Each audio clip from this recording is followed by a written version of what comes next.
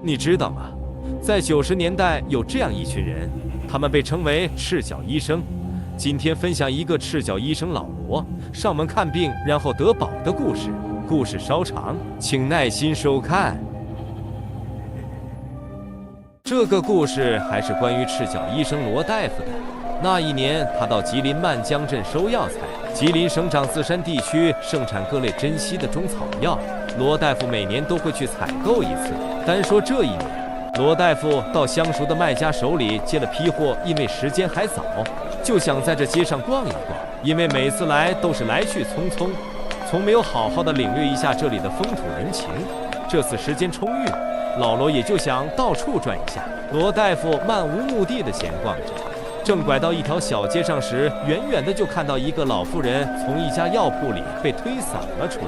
这一幕引起了罗大夫的注意，于是他便停下了脚步，想看看是怎么回事。就见那老妇人双手合十，不断的苦苦哀求着，言语之间的意思就是他家老头子病重，不便出行，想求药铺里的大夫上门给瞧病。但是因为老妇人家住得比较远，药铺的大夫不愿意上门，于是不顾老妇人的哀求，把她推搡出了门。最后那老板实在不耐烦了，甩下一句话，砰的一声就把门给关上了，留下那老妇人呆愣地看着紧闭的药铺大门。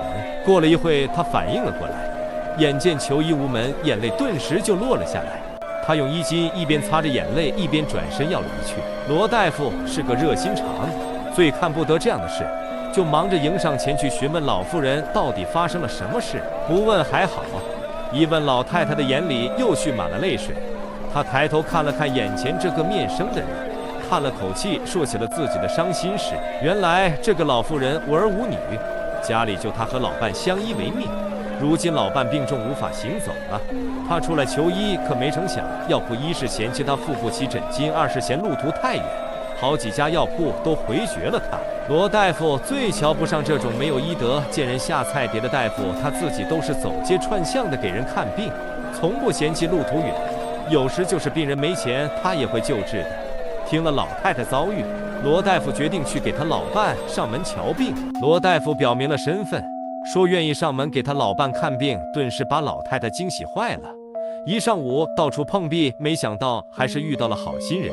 老太太惊喜地忙着伸手一指自己家的位置。罗大夫转头顺着那老妇人手指的方向看去，就见远处有一座郁郁葱葱的大山，看着距离着实不近，心里也就明白了为什么药铺的大夫都不愿意出诊。这点困难罗大夫完全不放在眼里，他上前搀扶着那老妇人就准备上路。老太太满心欢喜地给罗大夫引着路，出了镇店都是山路，这里交通不便利，也没办法搭车，只能靠步行。两个人这一走，一直到太阳都下山了，才走到山脚下。所谓望山跑死马，真的一点不假。罗大夫身健体壮，这点路程对他来说还不算什么，可是却累坏了那老妇人。一天2趟山路，对他来说真的是太不容易了。罗大夫让老妇人坐在路边的石头上，喝点水歇歇脚，缓口气。老妇人缓了一会，对罗大夫又是千恩万谢的。罗大夫看了看后面的路，都是上山的路了，而且天又黑了下来，他担心老太太的身体吃不消。天一擦黑，山上的小路都隐蔽在树林的遮挡下，没有光线，山路更是难走了。老太太颤颤巍巍地爬到了罗大夫的背上，音声有些哽咽了起来。她一辈子无儿无女的，从来没有体会到这种被人照顾的感觉。其实老罗的父母也早早地离开了人世，此时他背着老太太，心中不免想起了自己的老母亲，这也许就是他愿意帮助老妇人的原因之一。一路上，老妇人不停地问罗大夫累不累，累了就把他放下。老罗虽然额头脸颊都是汗水，可他还是笑着安慰老妇人。就这样，罗大夫背着老妇人在这漆黑难行的山路上又走了半个多小时，终于在一处树林的空地上有一户人家。老妇人说这就是她的家。到了家门口，老妇人显得很高兴，忙着让罗大夫把她放下来。老妇人蹒跚地走到了房门前，大声地对着屋里喊，然后推开房门，忙着客气地把罗大夫往屋子里面请。罗大夫迈步进了屋子，四下一看，心里就是一紧，这老妇人家里真的是家徒四壁，屋子里连个像样的家具都没有，只有一些日常所用的物件。屋子里有一种久未通风的霉味。罗大夫在屋里扫了一圈，把目光落在了屋里的火炕上。昏暗的光线下，就看到一个古稀老人躺在炕上。老妇人哀叹了一声，跟罗大夫介绍起了他老伴的病情。原来他老伴身体一直不好，最近几天更是日急复发，茶饭不能，甚至口不能语。老妇人心急的多次下山求医，可都被拒了。听完老妇人的讲述，罗大夫走到了炕边，仔细地端详起了病榻上的老人。只见那老人眼窝和脸颊深陷，面色蜡黄，气若游丝。罗大夫眉头接着就是一皱。老妇人一看罗大夫皱起了眉头，以为是老伴已经没救了，带着哭腔地问罗大夫。罗大夫忙着安慰老妇人说没事，来得及时，还有救。又问老妇人要样东西。老太太听了，心中有些疑惑，可是又不敢多问，赶紧转身去寻找。没一会儿，老太太就捧着根羽毛回来了，递到了罗大夫的跟前。罗大夫接过羽毛，又吩咐老妇人把他老伴的嘴巴掰开。老太太虽然诧异，但是还是照做了。就见罗大夫把羽毛缓缓地探入老人的喉咙里，轻轻地拨动着。接着就见老人突然睁开了双眼，张大了嘴巴，腾的一下在炕上撑起了身体，咳的一声，一口黑色的浓痰吐到了地上。老太太担心老伴的身体，忙着上前查看。一边的罗大夫跟老太太解释了一下老爷子的病情，果然如罗大夫所言，吐出了一口浓痰，老爷子的气色好转了很多，也能开口说话了。没一会儿，老爷子就恢复了力气，由老太太搀扶着他坐起来，抱拳跟罗大夫施礼道谢。那言谈举止并不像普通的山野村夫，倒有几分江湖人的气势。罗大夫行走江湖，见多识广，虽然看出些什么，但并没有表现出过多情绪，只是抱拳还礼。攀谈起来，两个人很是投机。闲话之间，罗大夫又给老爷子搭了脉，两人越聊越有话题。时间一晃就到了夜里11点多了。老爷子姓于，膝下无子，老两口居于山林，于老爷子以赶山守灵为业。不想年纪大了，加上旧疾复发，没法再做营生，为了治病，把家里值钱的东西几乎都卖了，弄成现在这家徒四壁的样子。罗大夫感叹于老爷子也是性情中人，就直言刚才搭脉，于老爷子的病根属阴毒进体，就问他早年间是不是扒土的。扒土的是江湖上对盗墓的一种称呼，于老爷子也不隐瞒，当下就承认了。他也知道自己的病情，就是儿一天算一天了。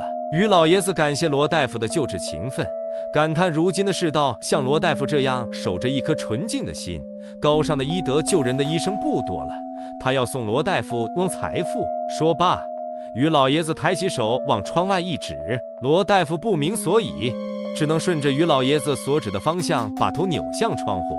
就见窗外树影婆娑，漆黑一片，并没有什么特别的。正当罗大夫疑惑之际，就见那老妇人手捧着东西向一棵古树走了过去，好像放下了什么东西，然后又转身走了回来。罗大夫实在摸不清这对老夫妻葫芦里卖的什么药。突然间，林子里走出异物，立马吸引住了罗大夫的目光。就见月光下，密林之中走出一个小人，正蹒跚着往老妇人放下东西的大石头处挪动。走得近了些，罗大夫才看清，那是一个2、3岁的孩童，周身肉乎乎的，异常圆润，头顶扎着一个冲天小辫，绑着一条红绳，在月夜里格外的显眼。罗大夫心中一惊，想不到这深山中竟能遇到宝物。罗大夫猜到了那是什么，却还是望向于老爷子，想知道他的意图。于老爷子说，他让老伴引诱那人参娃娃已经3年了，原想自己身体好了去起了他，不想病情日益趋重，今天遇到罗大夫也是机缘，就把这送给罗大夫当作报答了。随着又换来老妇人把他事先准备的应用之物递到了老罗的跟前。罗大夫从老妇人手里接过装有工具的包裹，于老爷子还不忘细心叮嘱他一番。最后，于老爷子神色凝重地对罗大夫说，那参娃娃栖身之处肯定不止1株老参，但是罗大夫只取1株就够了，不能生贪念，要留人于地。罗大夫常年与药材打交道，对于放山采参的规矩也懂，于是一一应下，把工具包裹背在了身上。罗大夫告别了这对老夫妻，转身出了门。罗大夫出门后看了一下地形，瞅准了一个隐蔽之处，藏好了身形，静待那人参娃娃的动静。没多会功夫，那人参娃娃就把大石头上的东西吃了个干净，抓起拨浪鼓，摇晃着就往密林里面走去。老罗不敢怠慢，蹑足潜踪地尾随在他后面，一行一人在密林中左绕右转地走了10来分钟。那参娃娃终于站在密林深处不动了。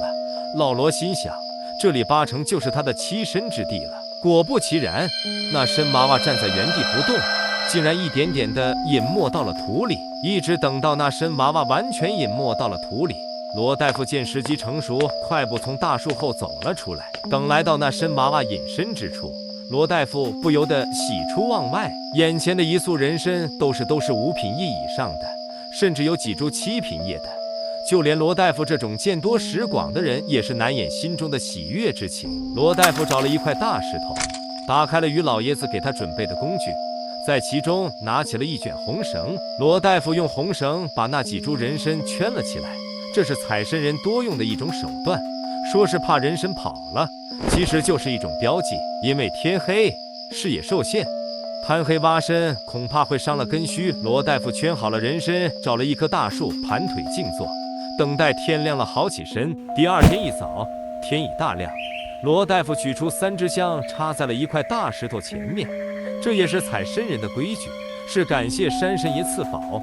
虽然罗大夫不是吃采参这碗饭的，但还是按照采参人的规矩上了香，磕了头。于老爷子准备的工具很是应手，一番忙活，一全须人参就起了出来。罗大夫对人参再熟悉不过了，在手里掂量了一下，心里就有了打算。罗大夫用苔藓树皮把人参包好，背在了背上，往回又到了于老爷子家里。看着罗大夫切了个成色不错的参，老两口也是喜出望外。因为老罗还有事回去料理，没多耽搁就辞别了于老爷子两口。临走前，罗大夫开了个方子，说是坚持服用能解除于老爷子体内的阴毒，所需的药材在山上都可以采到。于老爷子夫妇又是千恩万谢，送出了老远。罗大夫带着人参下了山，找了买家，卖了个不错的价钱。这钱罗大夫可没独吞，他买了很多柴米油盐和滋补的药材，请人送到了山上的于老爷子家里。罗大夫行善的宝的故事到这就结束了，而这只是咱们这位赤脚医生传奇人生的一个小插曲。